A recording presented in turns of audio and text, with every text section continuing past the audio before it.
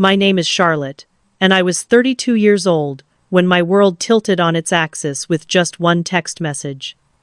It was a Thursday evening in March. I was standing in my kitchen, carefully dusting cocoa powder over a tiramisu I had spent 3 hours perfecting. It was my mother's favorite dessert. I was excited to bring it to family dinner, hoping it might soften the tension that always lingered when we gathered. My phone buzzed. I expected a quick reminder about the time or maybe a request to pick up wine. Instead, I read words that would change everything. "Charlotte, please don't come tonight. Melissa feels uncomfortable around you. We want to keep the peace." At first, I thought it was a mistake. I read the text 3 times, convinced I had misread. But the message was clear. I was no longer welcome at the dinner table where I had eaten thousands of meals. My parents had chosen the comfort of my brother's girlfriend, a woman I had met only twice, over their own daughter. My hands trembled as I set down the tiramisu. The chocolate powder clouded the air, falling uselessly onto the counter. Through my kitchen window, city lights flickered on. Somewhere across town, my family was gathering without me. I called my mother immediately. "What do you mean Melissa feels uncomfortable? What did I do?" Her voice was firm, almost rehearsed. "Honey, she says you make her feel judged. Maybe tone down all your success talk. Not everyone has your advantages." Success talk. I wanted to laugh. I had worked 2 jobs to put myself through architecture school. I had built every step of my career on my own, while my brother Marcus drifted from one failure to the next, fully funded by the very people now telling me to quiet down. But the conversation ended quickly. My mother sounded more worried about Melissa's feelings than mine. That was the moment I realized this was not about dessert. It was not even about one dinner. It was about being slowly erased from my own family. As I stood in my quiet kitchen, the city alive outside, I whispered to myself, "Fine, enjoy your dinner." My voice was steadier than my heart. I did not know then how far this would go. I did not know that this single text message would become the first of many. Easter would pass without an invitation. The 4th of July barbecue would happen without me. Even my 32nd birthday would be postponed because Melissa had surprise plans for Marcus. The pattern was beginning, though I could not yet see its full shape. The betrayal cut deep because I had always believed that family was unconditional. You could argue, you could disappoint, but in the end, you still belonged. That night shattered that belief. My parents had handed veto power to someone who had been in our lives for only 2 months. She was allowed to decide whether their daughter was worthy of a seat at the table. I wrapped the tiramisu in plastic and placed it in the fridge. It felt like sealing away more than a dessert. It felt like locking away a part of myself that had always believed my family's love was steady. I sat in the silence of my apartment, staring at the glow of my phone screen. A single message had made me an outsider. And yet, even in that moment, a small voice inside me whispered that this was not the end. Something had shifted permanently. A crack had opened that could never fully close again. I did not know where it would lead, but I knew the path I had been on of quiet acceptance, of waiting for scraps of validation, was ending. Looking back, I understand that this night was the spark, the first domino. The moment I stopped being a daughter simply included by default and started becoming someone who would have to fight for her own place, her own respect, and her own boundaries. That single text was not just exclusion. It was the warning shot of a battle I never wanted but could no longer avoid.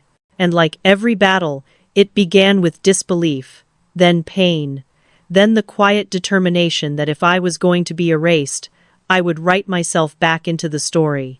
The days after that dinner stretched like a shadow I could not escape. I kept telling myself it was only one evening, a misunderstanding that would soon fade. But it did not fade. It grew. Over the next 8 months, I watched as the words "Melissa feels uncomfortable" became the excuse that barred me from nearly every family gathering. Easter came first. The holiday had always been a tradition, with pastel baskets, my mother's glazed ham, and cousins crowding the backyard for an egg hunt. That morning, I waited for the usual text about arrival time. Instead, I received silence. Hours later, I saw photos online. Marcus and Melissa smiling beside my parents, eggs scattered across the grass, captions tagged number family goals. My heart clenched. I had not even been told it was happening earlier. I was simply erased. Then came Mother's Day brunch. I had planned to surprise my mom with a framed sketch I had done of our lake house, a drawing from my architecture days that I knew she loved. Instead, I learned through a neighbor that Melissa had taken my spot, presenting flowers and being praised as the daughter Mom always dreamed of. I sat alone in my apartment, the sketch leaning against the wall, unwrapped. 4th of July was next. Our family usually lit sparklers by the lake, my father grilling until smoke hung heavy in the air. That year I was told the celebration would be kept small. Small meant Marcus and Melissa, no me. My texts went unanswered. From my balcony in the city, I watched fireworks burst in colors across the skyline, each explosion a reminder that my family had chosen someone else over me. The final blow came on my birthday, 32 years old. A milestone I had once imagined celebrating with family at my favorite restaurant, where Mom had promised weeks before that it would be just us. On the morning of my birthday, my phone buzzed with another cold message. Melissa made surprise plans for Marcus today. Rain check. I stared at those words until they blurred. Rain check. On my own birthday. That evening I refused to sit in silence. I gathered with close friends who actually wanted my company. We ate cake, raised glasses, and toasted to survival. For a few hours I laughed, but when I posted photos later, Melissa left a comment beneath them. So glad you found your people? The subtext was brutal. She was declaring to the world that my family was no longer mine. The exclusion was not random. I began to see the pattern. Each time I accomplished something, a promotion, a new project, recognition in my field, within days Melissa would manufacture a reason for my absence. She was crafting a narrative where I was too busy, too cold, too unworthy of family connection, and my parents accepted it. The truth hurt more than I could explain. It was not only that I was missing dinners and holidays, it was that I was missing the intangible threads that bind a family together. The shared jokes, the unspoken glances, the memories built at tables I no longer sat at. Those moments were being given to someone who had only known us for months while I, their daughter, was being methodically cut out. There were nights I lay awake, staring at the ceiling, asking myself what I had done wrong. Had I spoken too proudly about my career? Had I been too independent? Was success truly the crime they accused me of? But deep down, I knew the truth. This was not about me being unkind.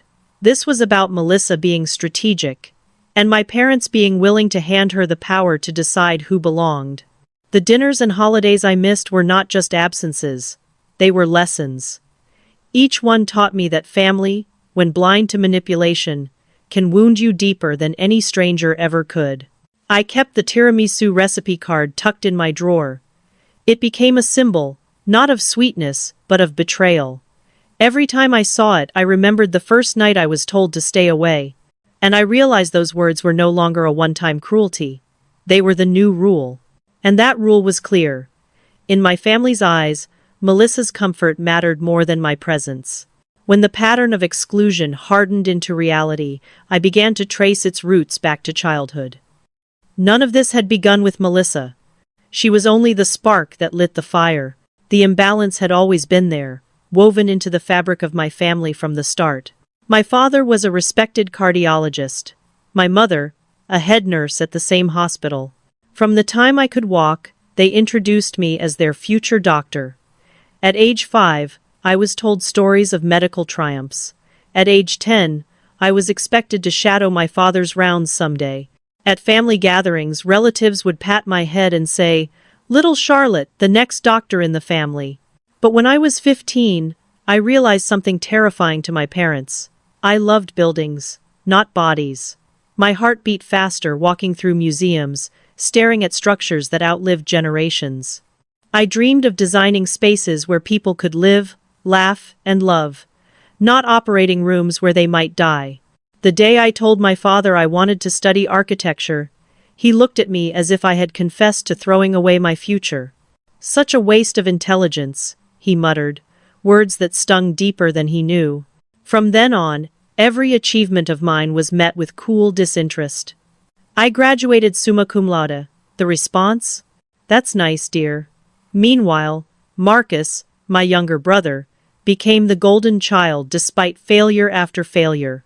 When Marcus dropped out of pre-med, Dad called it finding himself. When he failed business school, Mom said he was too creative for traditional paths.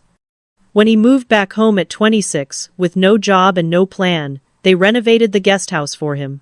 My parents would beam with pride as if enabling him was an act of love. I, on the other hand, had been independent since 22. I worked unpaid internships, 70-hour weeks at entry-level jobs where I was the only woman in the room. No one in my family asked how I was surviving. No one cared that I was barely scraping by to pay for rent and software. Architecture to them was not real medicine. It was not worthy. By 31, I had become the youngest senior designer at my firm. My parents' response? A distracted smile. Then, almost in the same breath, did you hear Marcus got an interview at a pharmaceutical company? An interview he never even attended. My milestones were minimized. His attempts were glorified. I remember the year I bought my condo with money I had earned alone. It should have been a proud moment. Instead, my parents gave Marcus a BMW for motivation.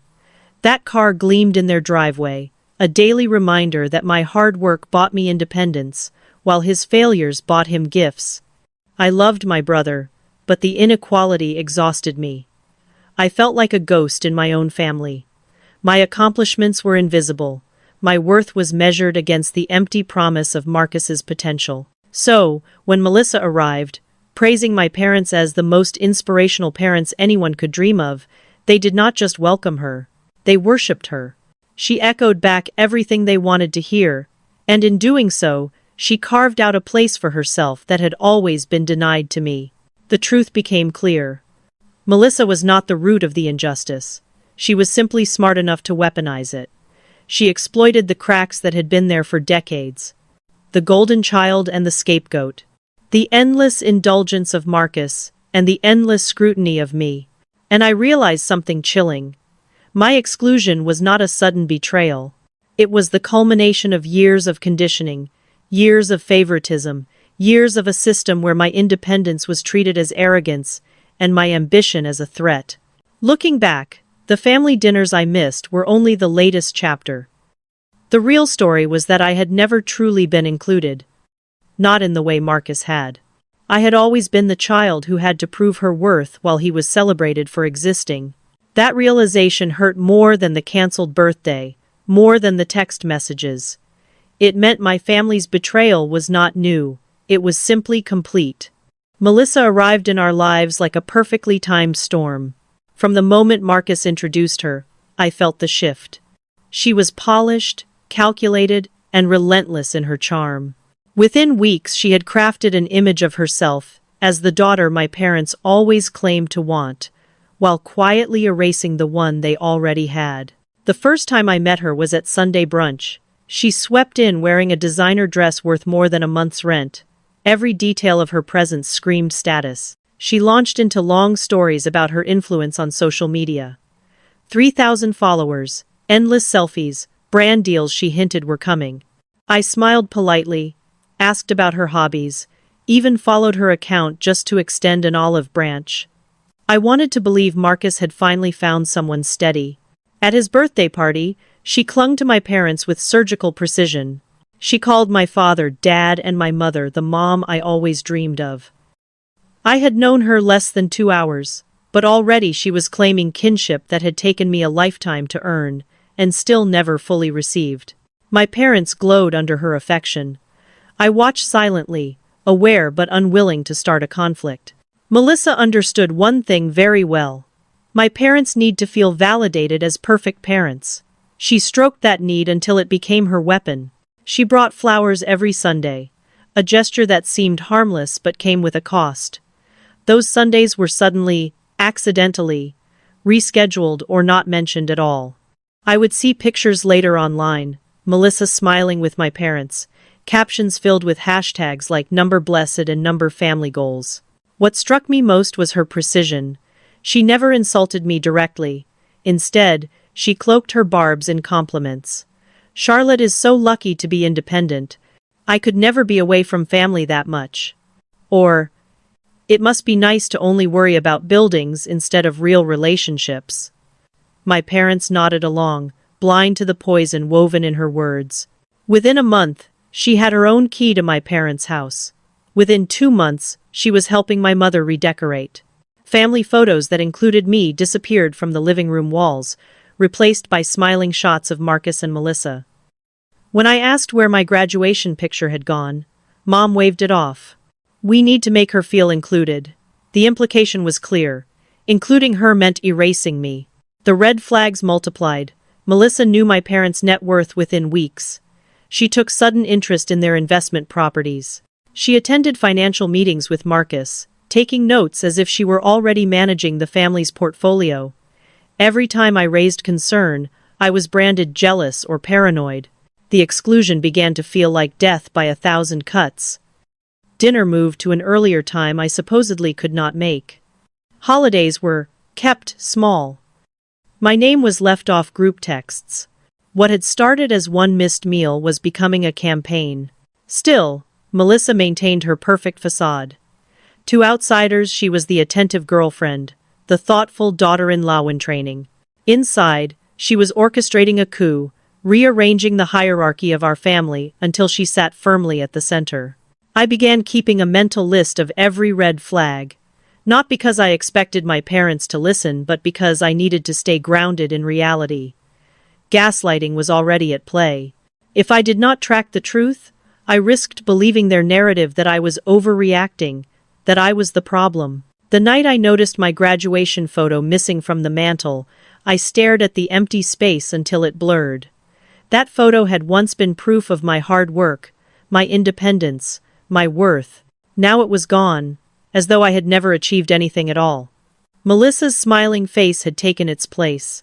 And in that moment, I understood what she was doing. She was not only claiming my family, she was rewriting history. The more I tried to hold on to my place in the family, the more invisible I became. What disturbed me most was the way Melissa weaponized timing. It was never random. Each time I achieved something worth celebrating, she created a distraction that turned my parents' attention away from me and back to her. The pattern was undeniable. When I was promoted to senior designer, she suddenly claimed she felt uncomfortable at gatherings. My invitation vanished overnight. When I was chosen to lead a prestigious project for the city's cultural center, Marcus had some sudden emergency that required endless family support. It was no coincidence. She was orchestrating a system where my wins would never shine, and she extended her reach into my professional world. Melissa followed every one of my colleagues on LinkedIn. She commented on posts about architecture she barely understood, always inserting Marcus into the conversation.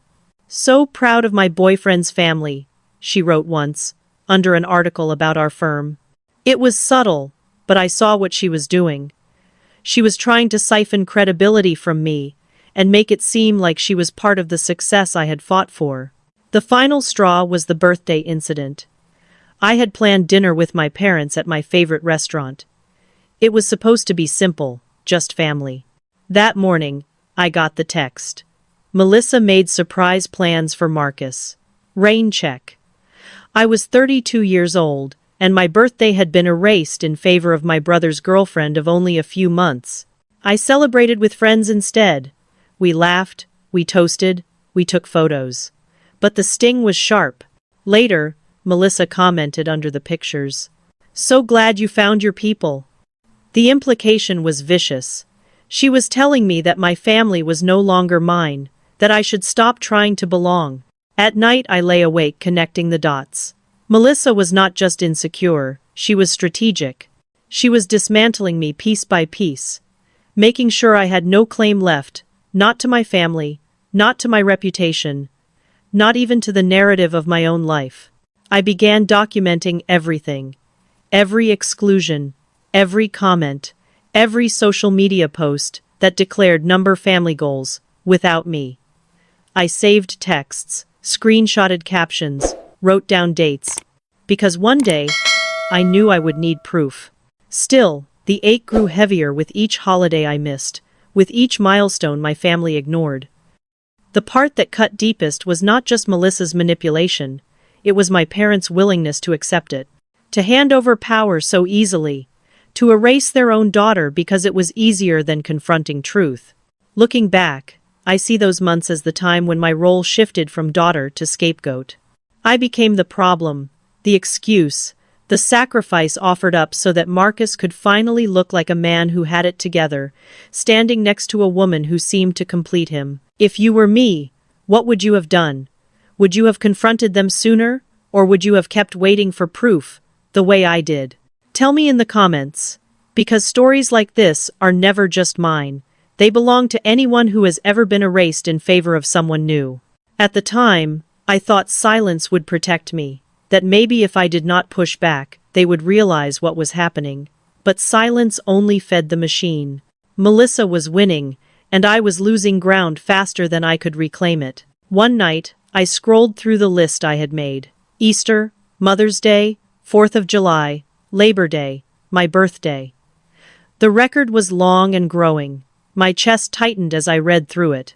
I understood then that this was no longer about feelings or misunderstandings. This was about territory. And I was being forced out of my own family's home ground. Money has a way of exposing truth. While Melissa played the role of perfect girlfriend, her real strategy became obvious through finances. It began as whispers, then casual mentions, until it grew into undeniable proof that my parents were transferring not only their loyalty but also their wealth into her hands. The first hint came during a phone call with my mother. She mentioned, almost offhand, that Marcus and Melissa needed help with an apartment deposit. "It's only $20,000, she said, as though that number were insignificant. My mind flashed back to architecture school, when I begged for $3,000 to buy the software I needed to finish my final project. The answer then had been, "Figure it out yourself. It builds character." Next came the car. "Melissa's having transmission problems," my father explained, as if the only solution was to buy her a brand new Audi, worth $60,000. She had been dating my brother for 4 months. Meanwhile, I had worked double shifts and eaten instant noodles for weeks just to pay rent at 22. The contrast burned like acid. But the most alarming development came in a conversation about the family lake house. That place was sacred to me. It was where I sketched my first designs as a teenager, sitting on the dock with a pencil and notebook. My mother told me they were considering transferring ownership to Marcus for tax reasons. I asked cautiously, "What about equal distribution?" She waved her hand as though swatting a fly. "You have your career. Marcus needs more support." Her words struck like a blade. My career, the one they had never once celebrated, was now the justification for cutting me out of inheritance. My independence, the very thing I had been forced to develop because they would not help me, was now the excuse for giving everything to Marcus and Melissa. The financial red flags multiplied quickly. Joint bank accounts appeared. Melissa attended meetings with my parents' investment advisor. Marcus, who had never cared about money beyond what he could spend, was suddenly involved in real estate discussions with Melissa by his side, pen in hand, pretending she belonged. Each revelation left me dizzy with disbelief. My parents had always played favorites, but this was different.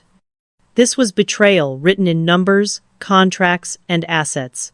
This was them rewriting the future, deliberately erasing me from the story of the family's legacy. I started keeping track of financial shifts as carefully as I tracked the dinners I was excluded from. Dates, amounts, receipts. Every gift they gave Marcus and Melissa went into a file. I did not know when or how, but I knew that someday, this record would matter.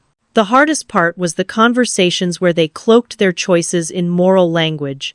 "Family isn't just about blood," my mother lectured. "We want to make sure Melissa is taken care of." The irony cut deep. Family had never meant flexibility when I needed support. But suddenly, for Melissa, the definition expanded to justify every transfer of wealth. My father sent a text one evening, "Family meeting tomorrow about estate planning. You don't need to come. We know you're busy with work." the message confirmed what I had feared. I was no longer considered family enough to be consulted about the future of our own assets. That night, I sat at my desk, staring at the file I had built. Texts, screenshots, notes, bank transfers I had uncovered. Each piece was evidence, and together they painted a picture of a daughter systematically pushed aside for a woman who had known them less than a year. It was then I remembered something critical. 5 years earlier, my parents had sat with their estate lawyer, James Mitchell. I had been there, signing papers alongside them, and those papers had included a clause about equal treatment of beneficiaries, a clause that could change everything. I realized Melissa was not just taking my place at dinners. She was taking my place in the will. And if I did nothing, she would succeed. The night I remembered the will was like waking from a long fog. 5 years earlier, before Melissa was ever in the picture, my parents had gathered us at a law office.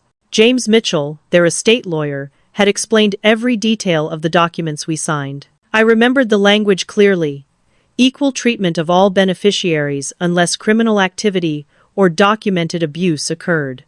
At the time, it felt unnecessary. Why would parents ever treat their children unequally? But now, that clause was no longer abstract. It was the one thread strong enough to pull me back into the family narrative they were trying to erase me from. I reached out to James. Not as my parents' lawyer, but as a professional who could clarify what those papers truly meant. When we met, he listened carefully, eyes narrowing as I described 8 months of exclusion, the financial transfers, the cancelled birthday. Then I showed him my file, the texts, the screenshots, the bank receipts. His expression turned from concern to certainty. "They signed these terms," he said firmly. "If the exclusion continues, you have every right to invoke protection." This spected de Ronclier's 20 ride. It was the first moment in months that I felt power returning to me. I had spent so long being reactive, crushed under Melissa's strategies, that I had forgotten I had options. Now, I held proof. Proof my parents could not dismiss as jealousy.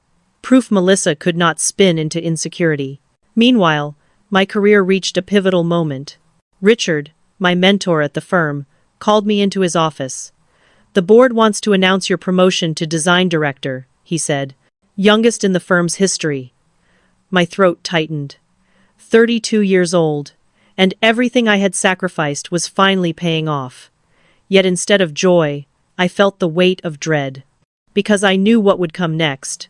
Another attempt to sabotage, another family drama designed to eclipse my achievement. This time, I decided to take control. I planned the promotion party myself, booking the Sterling Room, a venue with floor-to-ceiling windows overlooking the city. I curated every detail, from the jazz trio to the champagne. 30 guests from my professional world received invitations. And then I extended 4 invitations that mattered more than any of the rest: my parents, Marcus, and Melissa. It was not forgiveness. It was strategy. If Melissa had made my professional life her battlefield, then I would make this celebration the place where the truth surfaced. I wanted witnesses. I wanted colleagues to see, not just hear, the way my family treated me. In the days leading up to the party, I rehearsed my speech. I thought about the years of working unpaid internships, the nights I slept at my desk, the projects that broke me and rebuilt me. I wanted my words to reflect more than a title. I wanted them to reflect survival. James called the night before. "Do you want me there?" he asked. "Not as their lawyer. As your guest." I hesitated. Bringing him meant showing my hand. But deep down, I knew Melissa would not come quietly. She never did. And if she pushed too far, I wanted the truth ready to rise with me. "Yes," I said finally. "Come." That evening, as I walked through the Sterling Room during the final preparations, I looked at the elegant space and thought about all the rooms I had been excluded from. This one would be different. This one would be mine. And as I watched the sun set behind the city skyline, I whispered to myself the promise I intended to keep. If they tried to erase me again, this time, I would not go quietly. Because sometimes survival is not about waiting for respect. It is about demanding it. And if you have ever been in a position where your worth was denied, you know exactly what I mean. Stay with me, because what comes next will show just how far someone will go to silence you. The night of the promotion party felt like standing on the edge of two worlds. On one side was everything I had built for myself through grit, sleepless nights, and sacrifice. On the other side was the family that had spent 8 months trying to erase me. As guests arrived at the Sterling Room, I saw clearly which world truly valued me. The venue glowed under soft lighting, the jazz trio warming the air with notes that felt celebratory yet refined. Colleagues greeted me with genuine pride.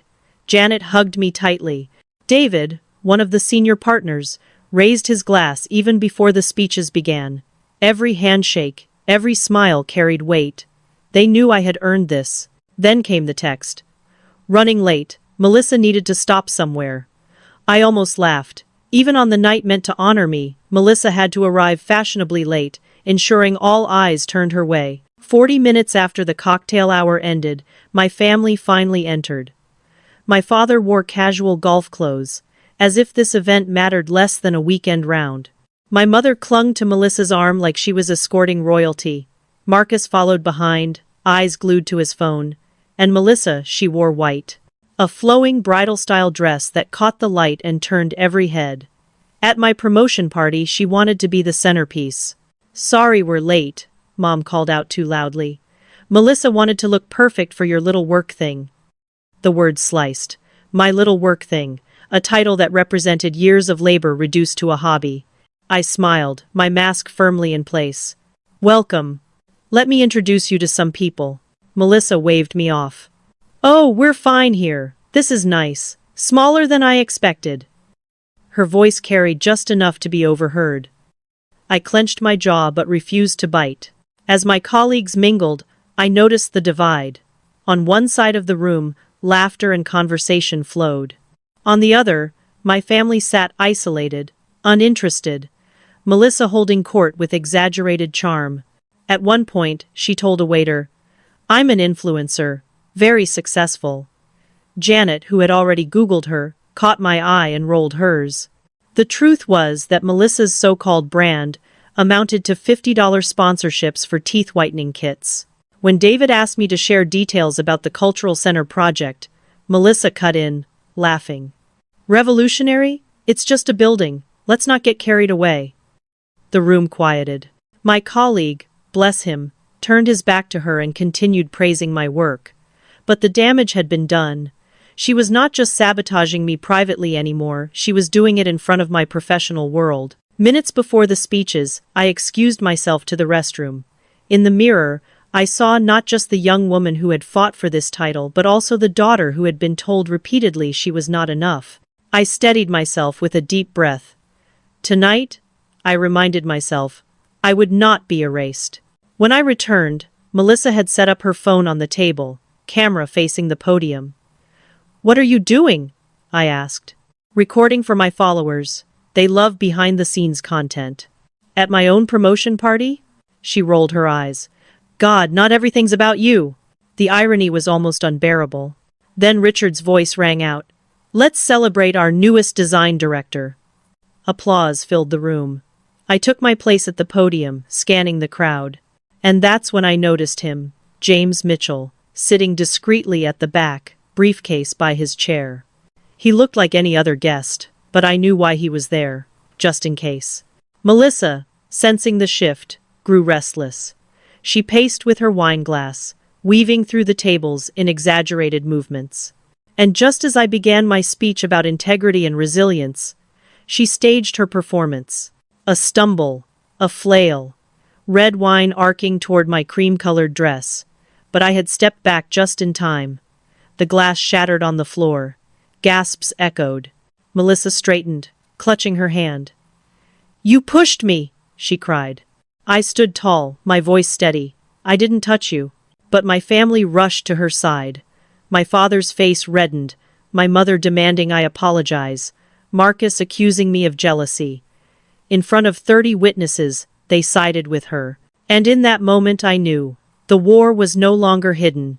It was out in the open, under the bright lights of my own success. The room fell into a silence so thick it pressed against my skin.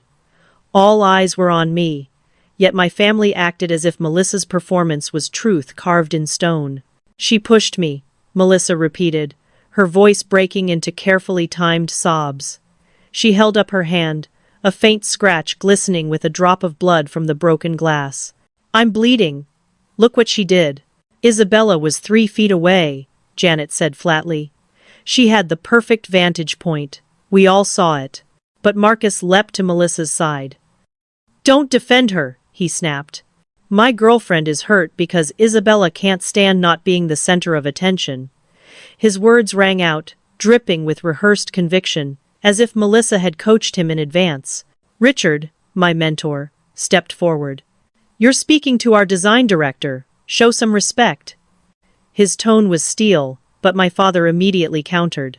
She was showing off, he said coldly. And when Melissa accidentally got in her way, she humiliated her.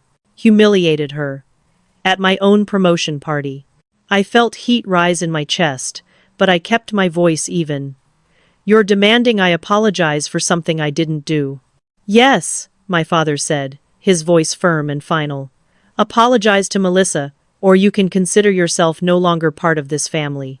The ultimatum hung heavy, like a trap snapping shut. My colleagues shifted uncomfortably. Some had their phones raised, having captured the stage stumble, the splash of wine. They knew the truth. But my family was rewriting reality in real time, clinging to the narrative Melissa had spun for months. I was cold, superior, jealous. Melissa's tears transformed into a smirk hidden behind her trembling hand. She's always hated me, she whimpered. From day one. She makes me feel unsafe. I almost laughed at the audacity. Unsafe? The woman who had erased me from family dinners, stolen my place in photos, redirected inheritance into her pocket, now she was the victim. Mom rushed forward, pressing napkins into Melissa's hand as if she were a wounded child. Please, just apologize. Do the right thing for once. I scanned the room. My colleagues who had supported me for years. My parents who had abandoned me for 8 months. My brother, lost in Melissa's illusion. And James Mitchell, standing now, one hand on his briefcase, waiting. You want me to apologize? I said slowly. Then let's discuss what apologies really mean. Enough, Dad barked. You've embarrassed us enough tonight. No, I replied. The embarrassment isn't mine. It belongs to a family willing to sacrifice their daughter for the comfort of a stranger. Marcus scoffed. Paranoid as always. Just like when you accused Melissa of monitoring your social media. She comments on my posts within an hour every time. I shot back. Because she's tracking me. Manipulating every achievement I have into a crisis for you to manage. Gasps rippled. David spoke up from the crowd. It's true. I've seen the patterns. He lifted his phone. And I've got video of what just happened, if anyone doubts who's lying. Melissa's face paled, but she pressed on. You're all being fooled. She's jealous of me. She's jealous of our happiness. Richard's voice cut through like a blade. What I see is sabotage. What I see is a family tearing down the very person we're here to celebrate. Still, my father squared his shoulders. Apologize, or you are no longer part of this family. I took a breath, my hands steady at my sides. Then let's be clear. I won't apologize for someone else's lies. Not tonight, not ever. Melissa's smirk faltered. James Mitchell stepped forward. Perhaps this is the right moment to remind everyone of certain legal agreements. His voice was calm, professional, but it carried through the silence like thunder. The shift was instant. My parents' faces drained of color, and in that moment, I knew the power was finally turning. If you were standing in my shoes, faced with a family demanding submission to lies, would you have bowed, or would you have stood tall? Leave your thoughts in the comments. Stories like these remind us, silence is never the answer. James Mitchell's presence changed everything. His calm, measured voice sliced through the tension like a scalpel. Hello, Robert. Hello, Linda, he said evenly, addressing my parents by name. I'm here tonight as Isabella's guest. The room stilled. My mother's lips parted in shock. Our family lawyer is her guest? Her voice trembled. That's a conflict of interest.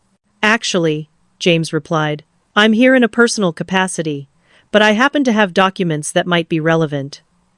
His hand rested lightly on the briefcase by his side. Melissa's mask slipped. For the first time all evening, she stepped back instead of forward. Who is this? She demanded, voice sharp. James Mitchell, he said, extending a hand she ignored. I've been the young family's attorney for 15 years. I drafted the estate plans you signed. My father blustered, his face pale. This is ridiculous. Whatever Isabella told you. James interrupted smoothly.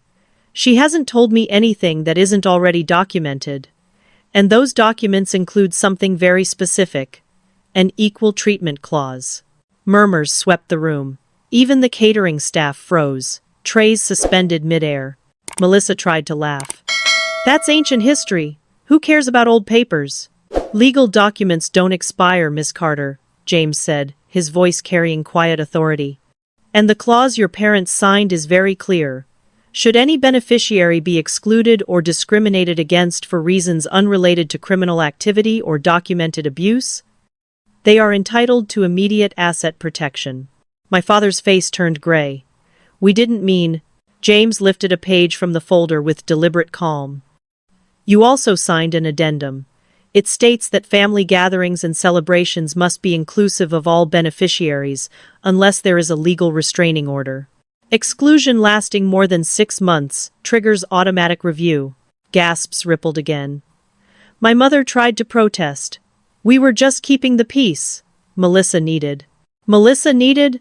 Janet cut in, her voice sharp. You just threatened to disown your daughter at her own promotion party. That's not peace, that's cruelty. My colleagues began murmuring agreement. They had witnessed it all. The staged fall, the false accusations, the ultimatum. The truth was undeniable. James cleared his throat. Tonight's events, coupled with documented evidence of 8 months of exclusion, constitute grounds to invoke the Equal Treatment Clause. Isabella's inheritance, currently valued at 1/3 of the estate, is now frozen and legally protected. 1/3? Melissa's voice pitched high, breaking through her practiced calm. What do you mean 1/3? The estate is to be divided equally among beneficiaries, James explained. That includes Isabella, Marcus, and the portion designated for charitable giving. Any attempt to alter this division is now void. My father tried one last protest. We can change our will. It's our money. You can, James agreed, but not in a way that discriminates against one child. The clause you signed prevents punitive disinheritance without cause. Making Melissa uncomfortable is not cause. Melissa's face drained of color. My colleagues whispered to each other, watching the unraveling of a scheme in real time. James turned to me. Would you like to present your documentation? My hands were steady as I pulled out my phone. I scrolled through 8 months of texts. Don't come tonight. Melissa doesn't feel comfortable. Easter, Mother's Day, 4th of July, my birthday. Each message a wound. Each wound now a weapon. Gasps filled the room as I read them aloud. Screenshots of Melissa's social media posts followed, every event tagged number family goals with me conspicuously absent. That's sick, Marcus spat. Keeping score like that. No, Richard said firmly. That's called evidence, something professionals rely on. The balance of power had shifted. For the first time, my family was on the defensive. And I, after months of silence, finally had the upper hand. If you've ever had to stand alone with nothing but the truth to protect you, you know how terrifying and powerful that moment can be. Hit subscribe. Because what comes next will show just how much strength it takes to hold your ground. The silence that followed my evidence was deafening. My parents' faces drained of color, while Melissa clutched Marcus's arm like she might collapse. James's voice cut through the stillness with a calm authority that commanded the entire room. The pattern is clear, he said. 8 months of exclusion, documented texts, witnessed threats of disinheritance. And now, what appears to be an attempted public humiliation at a professional celebration. This is not hearsay. This is evidence. Melissa's hand shot up, trembling dramatically. It was an accident. I didn't mean to trip. David, my colleague, stepped forward. I recorded it. 3 others did too. You aimed for her dress. Everyone saw it. He held up his phone, the screen glowing with undeniable proof. Gasps rippled through the room. Melissa's face crumpled. You don't understand. She's always hated me. She's made me feel unsafe. James didn't even flinch. Emotional discomfort does not equate to abuse, nor does it justify exclusion. But canceling your daughter's birthday celebration in favor of a non-family member's plans? His gaze shifted to my parents. That could be considered emotional abuse under the clause. My mother's voice cracked. We didn't mean it that way. We thought we were keeping peace. James pressed on. Intent doesn't erase impact. Based on the documentation, Isabella is within her rights to invoke immediate asset protection. That means her inheritance, currently valued at approximately 1/3 of the estate, is frozen and cannot be redistributed. 1/3? Marcus exploded, pulling his arm free from Melissa. That's insane. You can't just decide that. You agreed to it 5 years ago, James replied evenly. Your parents signed it, had it notarized, and you were present at the meeting. You may not remember, but I do. The room buzzed with whispers. My colleagues leaned closer, devouring every word. This was no longer just a family feud, it was a public reckoning, James continued, his tone steady but unyielding. Any financial gifts exceeding normal parameters must be matched for all beneficiaries retroactive to the signing date. That includes the $20,000 apartment deposit and the $60,000 Audi. He paused, letting the words sink in. Your parents now owe Isabella approximately $80,000. A shocked murmur rippled across the room. Melissa swayed on her heels. Marcus muttered something under his breath, but my father's voice broke through. This is extortion. This is contract law, James corrected. You signed the agreement. Isabella is simply invoking her rights. I felt every pair of eyes on me as James placed a single-page document on the table. All it requires is your signature, Isabella. Once signed, the trustees will enforce the Equal Treatment Clause, effective immediately. My chest tightened. For months, I had been erased, silenced, made to feel disposable. Now, with one stroke of a pen, I could reclaim my place. I picked up the pen, my hand steady. The scratch of ink against paper felt louder than Melissa's shaky breath, louder than Marcus's muttered curses, louder than my mother's quiet sobs. When I finished, James lifted the page. Effective immediately. Isabella's rights are protected. Any attempt to disinherit or exclude her further will be met with legal action. The balance of power shifted visibly in that instant.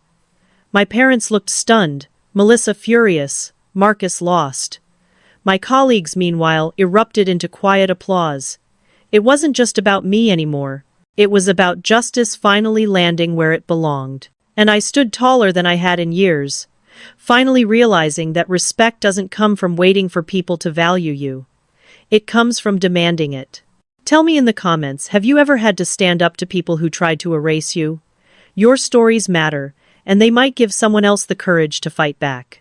The moment I signed the document, a wave of clarity washed over me. For months, I had been gaslit into believing I was the problem, that my independence made me cold, that my success made me arrogant, that my presence somehow threatened the fragile balance my family claimed to protect. But now, in front of 30 witnesses, the truth was undeniable. James's voice carried the authority of a verdict. From this moment forward, Isabella's portion of the estate is secured. Retroactive compensation of $80,000 will be processed to equalize past gifts. And any further acts of exclusion or retaliation will trigger trustee intervention. Melissa's face twisted. You can't do this. I'm not after their money. James's tone was calm, almost surgical. Intentions aside, financial transfers are documented. $20,000 for an apartment deposit, $60,000 for a new Audi. These are facts, and the law requires fairness. Gasps rippled through the crowd. Even my colleagues, accustomed to high-stakes negotiations, seemed stunned by the brazenness of it all. My father tried one last defense. We can change our will tomorrow. You can, James replied, but not in a way that violates the equal treatment clause you signed. Any attempt to do so would be invalidated by court review. It was like watching the ground shift beneath their feet. Every weapon they had used to diminish me was suddenly turned back on them. Marcus's voice broke through, sharp and panicked. "She planned this. She invited you here to ambush us." I spoke then, my voice steady. "I planned a promotion party. You chose to come late, dress down, and allow Melissa to stage a spectacle. I prepared for the possibility that you'd continue the pattern of the last 8 months. That's not an ambush. That's foresight." A few of my colleagues actually nodded. They understood preparation. They respected it. Melissa, desperate, turned to the crowd. "You're all falling for her act. She's manipulative. She's jealous. She'll do anything for attention." Richard stepped forward, his voice cold. "What I saw tonight was a woman sabotaged by her own family and still carrying herself with dignity. If that's attention-seeking, then perhaps we should all strive for it." The applause that followed wasn't loud, but it was enough. Enough to show Melissa she had lost the narrative. Enough to show my parents they had exposed themselves, not me. James opened his briefcase once more and handed me a second document. "This acknowledges the trustee review. It ensures compliance with the clause. You're protected, Isabella." The pen felt lighter this time. Signing it wasn't just legal, it was symbolic. It was the act of reclaiming myself. Melissa's composure cracked. "This is sick. You're destroying this family." I looked at her evenly. "No. The family destroyed itself when you became more important than their own daughter. I'm simply refusing to be collateral damage." The words hung in the air, sharp and undeniable. As my parents shifted uncomfortably, I felt the strangest thing: relief. For months, I had carried the weight of trying to belong. Tonight, I realized I no longer needed their approval. What I needed was respect. And respect, once demanded, cannot be taken back. James closed his briefcase. "I think that settles the matter." The party was not what I imagined, but perhaps it was what I needed. My colleagues had seen me stand my ground. My family had seen their power stripped away. And Melissa had seen that her manipulation, so carefully constructed, could collapse in a single night. What none of them realized was that this was not the end. This was only the beginning of a new chapter, one where I finally stood on equal footing, not because they gave it to me, but because I claimed it. Stay with me, because the aftermath of this night will reveal consequences no one could have predicted. Sometimes the real story begins after the curtain falls. The morning after the promotion party, my phone lit up with 47 unread messages. I didn't open a single one. Instead, I laced up my running shoes and went for a long jog through the city streets. The crisp air filled my lungs, each stride shaking loose the heaviness that had clung to me for months. For the first time in nearly a year, I felt free. When I finally checked the messages, the meltdown was in full swing. Marcus had written paragraph after paragraph, calling me manipulative, greedy, and ungrateful. My mother had sent 18 separate texts that swung wildly between rage, guilt trips, and pleas for reconciliation. My father's single message stood apart. "You've made your choice." Yes, I had. By noon, Aunt Patricia called. Her voice carried both exasperation and admiration. "The family is in chaos," she said. "Your mother's telling everyone you ambushed them with a lawyer." "They ambushed me with 8 months of exclusion," I replied. "Melissa staged a public stunt at my promotion party. I was simply prepared." Patricia sighed. "Is it true they bought her a $60,000 car?" "Yes. Ask them." "Jesus." She was silent for a moment, then added softly, "Good for you, Isabella. Someone had to stand up to this nonsense." Word spread quickly. Relatives who had quietly noticed my absence at holidays reached out with support. Others, too blinded by Melissa's victim act, sided with my parents. The family fractured into 2 camps. Melissa, meanwhile, vanished from social media. She unfriended half the relatives, locked her accounts, and posted one final cryptic story about toxic people. For someone who once lived for hashtags like number family goals, the silence was telling. The most unexpected call came from my grandmother, my father's mother. She had been in assisted living, far from the daily drama. Her voice carried a dry chuckle. "I hear you finally grew a spine. About time." "Grandma," I exhaled, fighting tears. "That girl was after money from day one. Your parents are fools. Bring that lawyer of yours when you visit. I want to update my will. They won't touch a penny if they keep acting like idiots." I laughed for the first time in weeks, the sound bubbling up like release. "I love you, Grandma." "Love you too, sweetheart. Stay strong." At work, I braced for awkward whispers. Instead, I found something else entirely respect. Richard called me into his office Monday morning. "Friday was eventful," he said with a wry smile. "I'm so sorry for the disruption," I murmured. "Don't apologize. You handled an impossible situation with composure. Preparing legal protection while standing your ground. That's exactly the kind of leadership this firm needs." The words stunned me. I had feared being seen as dramatic or unstable. Instead, I was viewed as someone who knew her worth. David stopped by later. "If you can handle your family with that much grace, you can handle any client we throw at you," Janet added. "You're a hero to anyone who's ever had toxic family drama." That afternoon, a massive bouquet arrived at my desk. The card read, "Congratulations on your promotion. Sorry for missing the speech. Signed, The Colleagues Who Matter." Tears blurred my vision as I placed the flowers in a vase. Even clients noticed. Sandra Morrison, one of our biggest accounts, pulled me aside. "I heard about Friday.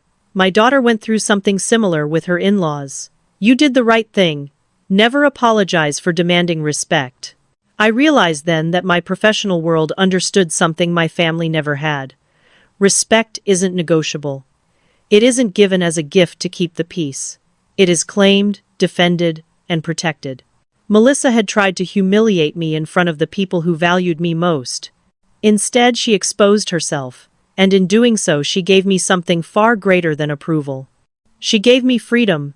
2 weeks after the promotion party, the second shoe finally dropped. Marcus called me at midnight, his voice slurred and heavy with drink. For a moment, I considered ignoring it. But curiosity got the better of me.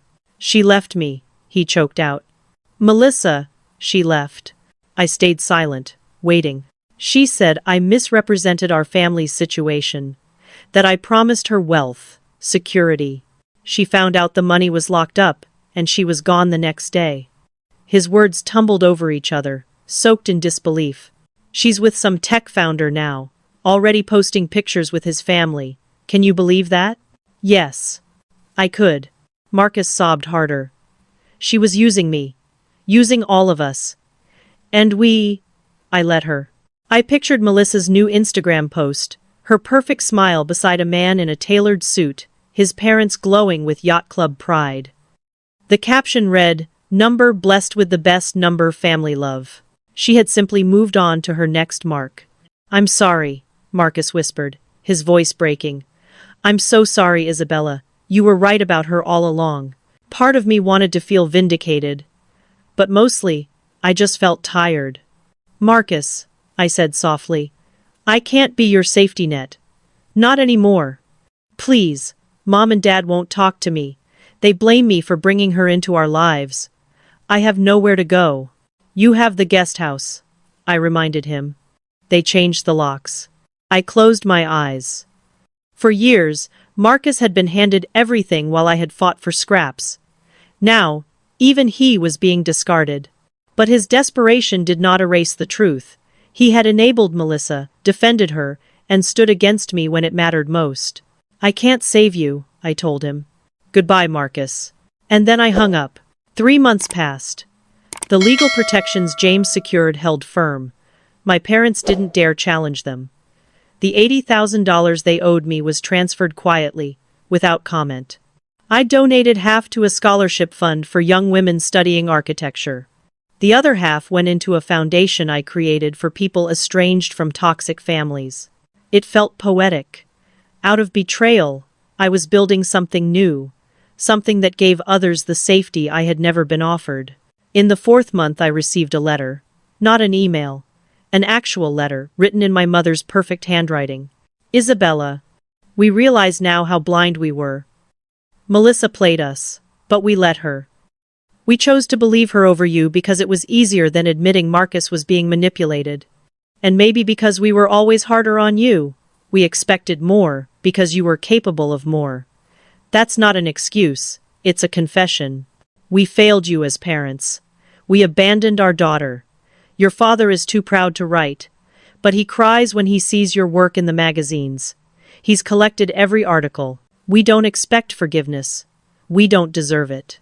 But if you ever want to rebuild, we are here on your terms. Mom. I read it twice. Then I folded it neatly and tucked it away in a drawer. Words were not enough. Not after years of being erased. Trust, once shattered, doesn't return with a single letter. It rebuilds only through consistent actions. And for now, I wasn't ready. Instead, I focused on the people who truly saw me. Janet, who mentored me. Richard, who promoted me again 6 months later. My team, who celebrated every win. Even James, who met me monthly for coffee, not as a lawyer but as a friend. You did the hardest thing, he told me once. You chose yourself when everyone demanded you choose them. I realized then that Melissa's greatest gift to me wasn't her downfall, it was clarity. By pushing so far, so fast, she forced everything into the light. And once exposed, there was no going back. Have you ever had someone's betrayal end up freeing you instead? Share your story in the comments.